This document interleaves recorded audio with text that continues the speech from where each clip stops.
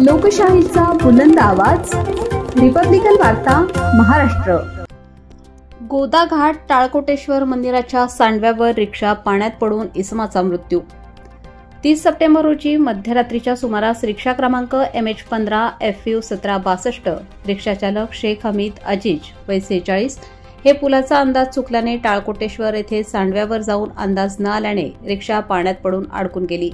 पण रात्रीची वेळ असताना शेख हमीद अजीज यांना मदत न मिळाल्यामुळे ते रिक्षातच अडकून त्यांचा मृत्यू झाला।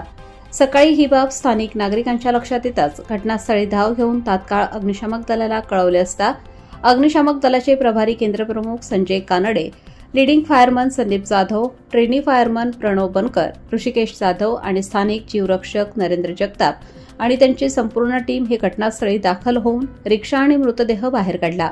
शेख हमीद अजीज यांचा मृतदेह उत्तरीय तपासणीसाठी नाशिकच्या शासकीय रुग्णालयात दाखल करण्यात आला। घटनेचा अधिक तपास पंचवटी पोलीस स्टेशन अंतर्गत सुरू आहे। रिपब्लिकन वार्ता महाराष्ट्र न्यूजसाठी विशेष प्रतिनिधी आनंद आभाडे, Nashik. Subscribe now and press the bell icon. Never miss an update.